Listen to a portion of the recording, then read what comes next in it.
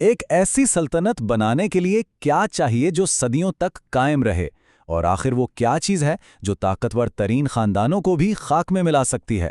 آئیے آج مغلیہ سلطنت کی اس عظیم داستان کو سمجھتے ہیں جو ناقابل یقین عزم، شاندار کامیابیوں اور آخر میں ایک ڈرامائی زوال کی کہانی ہے۔ ذرا سوچئے، ایک نوجوان جنگجو جو سب کچھ ہار چکا ہے، بے گھر ہے اور اپنی جان بچانے کے لیے بھاگ رہا ہے۔ لگتا تو یہی ہے کہ یہ کہانی کا اختتام ہے، لیکن اس شخص کے لیے یہ تو بس شروعات تھی، کیونکہ قسمت نے کچھ بہت بڑا سوچ رکھا تھا۔ اسے تاریخ کی عظیم ترین سلطنتوں میں سے ایک کا بانی بننا تھا۔ یہی تو مغلوں کی کہانی ہے۔ تو سوال یہ ہے کہ ایسی کہانی شروع کہاں سے ہوتی ہے؟ ہمارا پہلا باب ہمیں اسی غیر متوقع آغاز کی طرف لے جاتا ہے، جلا وطنی کی گہرائیوں سے ایک عظیم سلطنت کی بلندیوں تک کا سفر۔ بات ہے 1526 کی۔ چنگیز خان اور تیمور کا ونشج بابر ایک چھوٹی سی فوج لے کر ہندوستان میں داخل ہوتا ہے۔ پانی پت کی پہلی جنگ میں اس کا سامنا ابراہیم لودھی کی ایک بہت بڑی فوج سے ہے، یعنی حالات بالکل خلاف ہیں۔ لیکن بابر کے پاس ایک خفیہ ہتھیار تھا، جنگ کی جدید حکمت عملی، جس میں بارود اور توپوں کا استعمال شامل تھا، جو اس خطے کے لیے بالکل نئی چیز تھی۔ اسی فوجی ذہانت نے ایک شاندار فتح دلائی اور مغلیہ سلطنت کی بنیاد رکھی، ایک ایسا خاندان جس نے آگے چل کر 300 سال سے زیادہ حکومت کرنی تھی۔ لیکن سلطنت کی بنیادیں ابھی اتنی مضبوط نہیں تھیں۔ بابر کے بیٹے ہمایوں نے سب کچھ کھو دیا اور اسے جلا وطنی پر مجبور ہونا پڑا۔ یہ اس خاندان کا خاتمہ ہو سکتا تھا، لیکن ہمت اور استقامت کی ایک ایسی مثال قائم ہوئی جو تاریخ میں کم ہی ملتی ہے۔ ہمایوں برسوں بعد اپنا تخت واپس لینے کے لیے لوٹا۔ یہی وہ عزم تھا جس نے آگے چل کر سلطنت کے سنہری دور کی بنیاد رکھی۔ تخت کی واپسی کے ساتھ ہی سلطنت کے حقیقی عروج کے لیے میدان تیار تھا۔ اب ہم مغلیہ سلطنت کے سنہری دور میں داخل ہو رہے ہیں۔ یہ بے مثال امن، خوشحالی اور ثقافتی ترقی کا وہ دور تھا جہاں دلوں کو جوڑا گیا اور ایسے عجوبے بنائے گئے جو آج بھی دنیا کو حیران کرتے ہیں۔ اور اس سنہری دور کا معمار کون تھا؟ اکبر اعظم۔ اپنے دور کے بہت سے فاتحین کے برعکس، اکبر یہ سمجھتا تھا کہ حقیقی طاقت زبردستی سے نہیں بلکہ اتحاد سے آتی ہے۔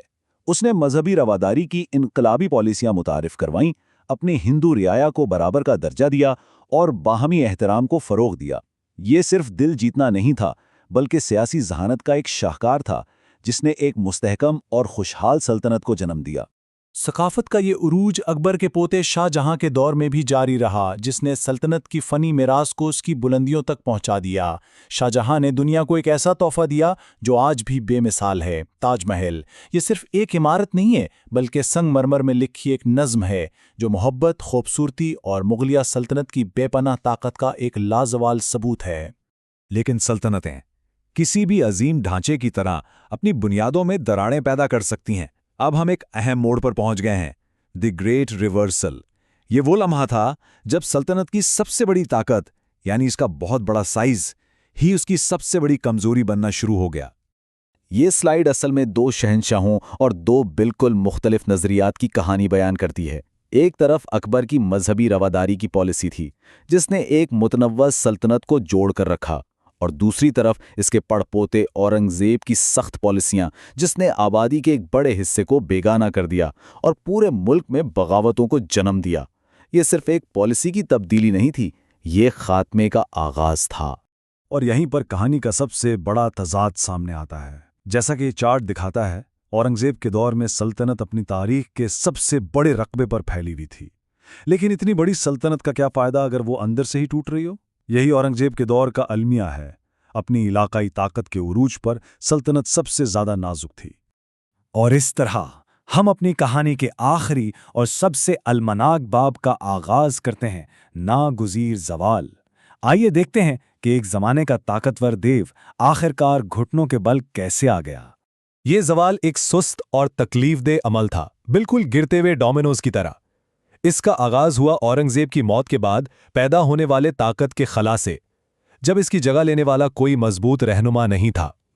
اس کے بعد آئے کمزور حکمرانوں کا ایک سلسلہ جو سلطنت کو جوڑ کر نہ رکھ سکے۔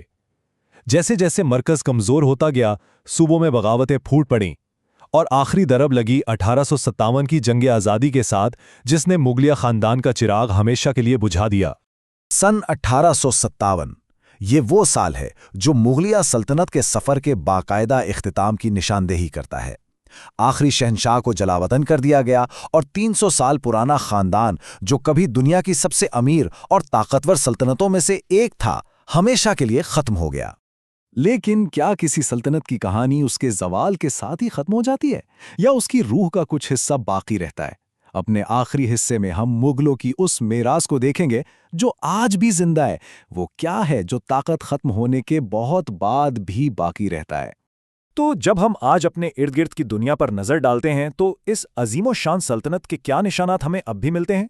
جواب ہمارے چاروں طرف ہیں۔ یہ تاج محل جیسے تعمیراتی شاہکاروں کی خوبصورتی میں نظر آتا ہے۔